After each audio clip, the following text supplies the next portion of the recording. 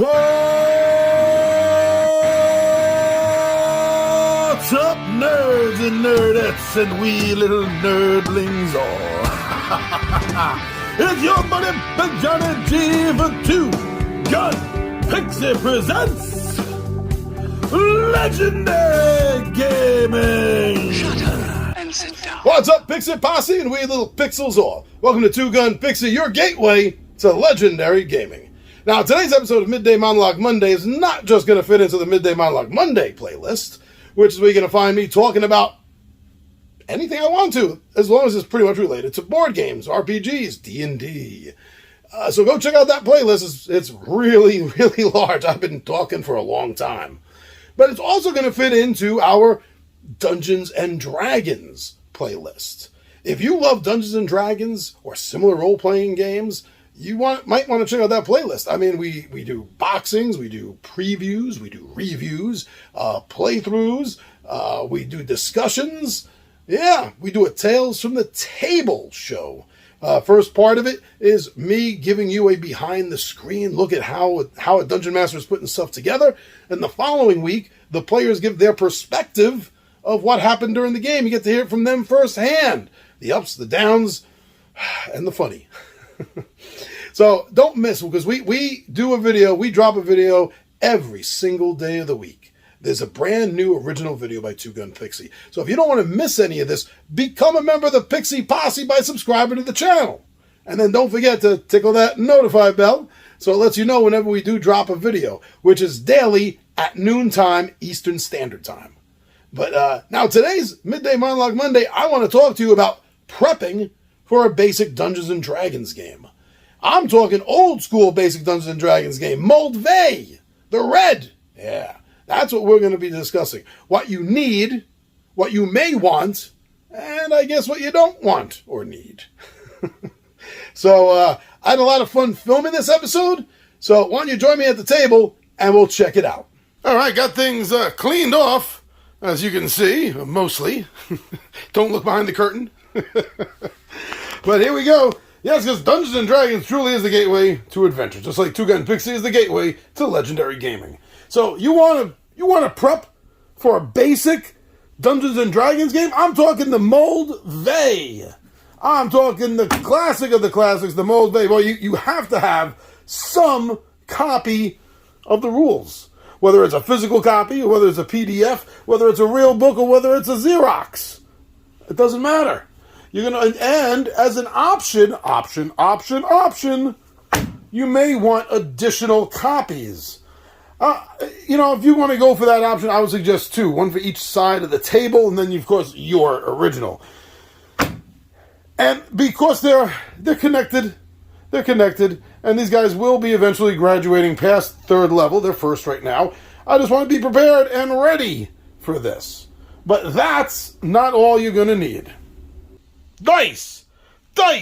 You are going to need dice. Whether you prefer your dice to be in a set, or whether you like to pick and choose and put your own dice set together, it doesn't matter. You're going to need some damn dice. And if you're going to be going that route, you're going to be needing a pencil, and you're going to be needing some paper to write these damn characters on. And here is an example of a Midday basic Dungeons and Dragons character. This is our buddy Zeke's character, Elric the Elf, who was made second level, 9 hit points, 3 armor class. The character was taken right from the pre-gen characters for the module. All right, cool. And there's another option you may want to look into. What I did was I found these printouts of the rules for basic, and I made copies, and I put one in each player's folder. So when Zeke plays his character, he opens up his folder. He's got his character on one side, and he's got his rule notes on the other. Very, very handy. Now the most important thing: I got the rules, I got the dice, I got character sheets, I got books. I'm going to need an adventure, and I do not have time to plan out my adventures. So I rely on the printed ones, and I am starting the group off with what I consider the greatest first level module D&D has ever put out in the market, and that is Tom Mulvey's The Lost City. The same Tom Mulvey that wrote and edited the Guy Gax Arnson rules in order to put the game together. Very, very awesome. Has a lot of cool aspects to it that you're going to enjoy running as a DM, and the players are really going to enjoy having the experience of. And that's everything that you absolutely positively need. But that's not it. So another thing you may need might be a DM screen. Actually, most people don't use DM. They never sold a DM screen for the basic series, Mulvey basic series I ever saw. Never seen anyone with one, but you might want one. This one, I bought this one. This isn't a D&D one. It's just a generic fantasy DM screen with blank slots on the inside. So what I did was I took those printouts I showed you, I put them in here so that I have a full set of notes. It's you don't find a lot of tall DM screens anymore. Most of them are like half this size or a little more than half this size, which kind of bothers me. Maybe because I'm a tall guy and I can look over a tall woman, not a problem. I don't know. But here, see this? This is something else you might need. You don't need it. I said you might need. You might need something like a dice tower. Something to chuck your dice down, let them hit a couple of things, bounce around in there, and get spit out down here and show you what you got. You don't got to worry about them flying off the table or something. Last week, we had I dropped one of my 20-sided dice that I got from Tom Vulo. It was part of my best man gift for his wedding. And I dropped one of them, and our guest Penny Lane, my sister-in-law's dog, she dove at that so fast. They're metal dice. Got really scared that she ate my 20 because it would have ruined the set. But it was also because you don't want dogs eating metal. So, but thankfully she didn't. She spat it out right away when she saw everyone freaked the hell out on her. But yeah, so this would prevent dice from falling out. Or maybe you just want to use a dice tray. There's a nice little dice tray. They come in different shapes. I like the octagon one. Ron is a big fan of the die popper. He has this die popper here, just like the game of Trouble. He doesn't like to do it like this, though. He likes to shake it up, slam it down, and pop it. Hey, look. Every D&D player has their own superstitions about dice. So I'm not going to harsh Ron in that. Ron, everything's cool. You're good with that. Keep doing it.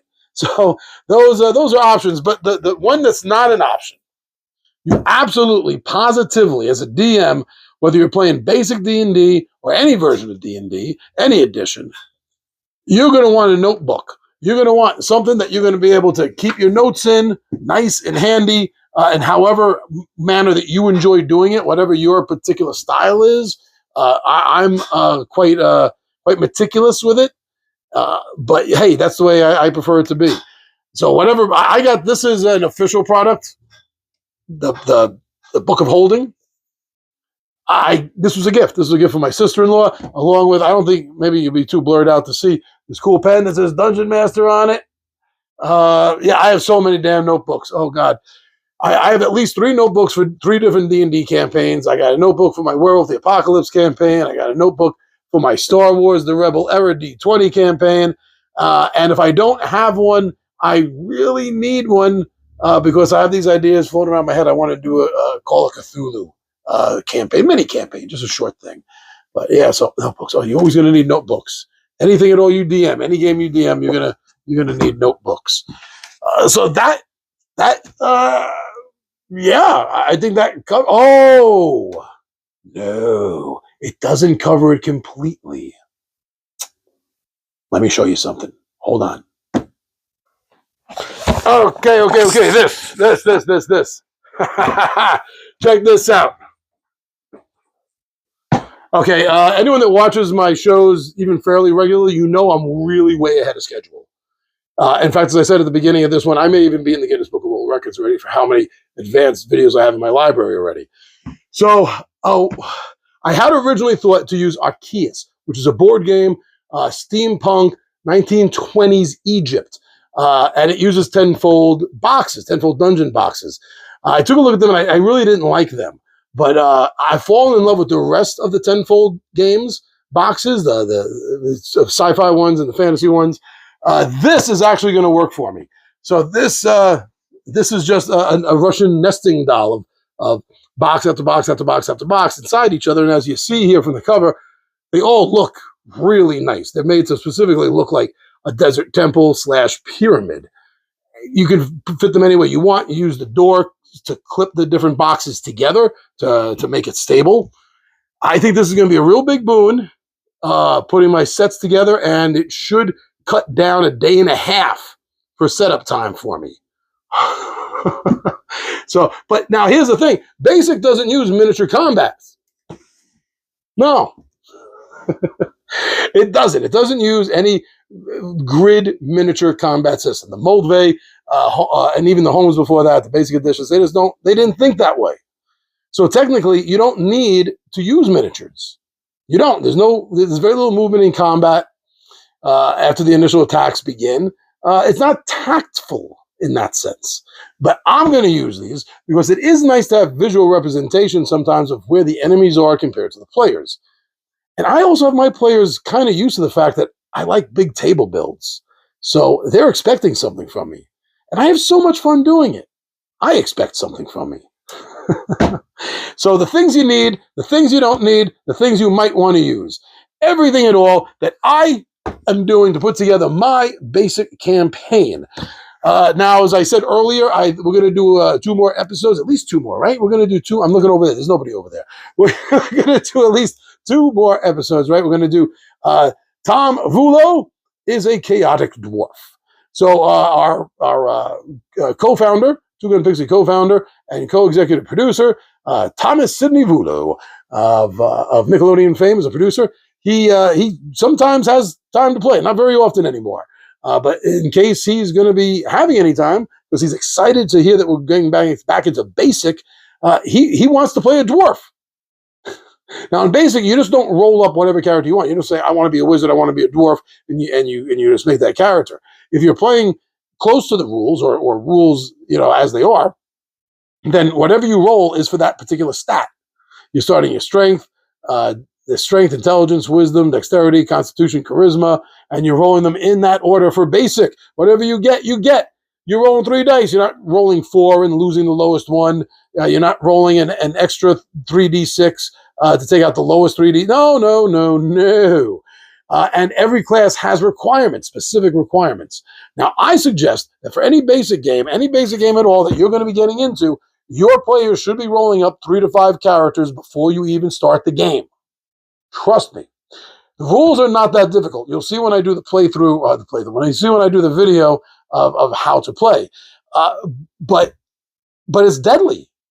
It is deadly. It's one of the main reasons why the old group quit on me. Well, most of them anyway. Rob's still popping back and forth whenever he has time. Ron, as you see, is a regular. But yeah, I was going to change things over to basic because I got really excited about doing some of these adventures, and I could run them off as one-shot quests until we're all ready to do the main campaign quest. Now, they had played basic before a couple of years ago, and it was a debacle. These guys they came into the game thinking to themselves, oh, my character's going to die anyway, so let me just do the dumbest things possible. And they got upset that, 3, 4, 5 characters in a row just kept dying. They just didn't know how to play basic. Not very good basic players. But now I have a group of individuals who have all played basic. They're in my age category. I think all of them actually cut their teeth on it. So this is going to be really very cool, very interesting. I'm looking forward to this big time. So when was the last time you played basic Dungeons and Dragons? And what's your favorite, basic or not? What's your favorite Dungeons and Dragons story? Come on, put it down in the comments and let us all know and talk about it. Thank you for checking this video out. I'm your buddy Big Johnny G, and I am out of here.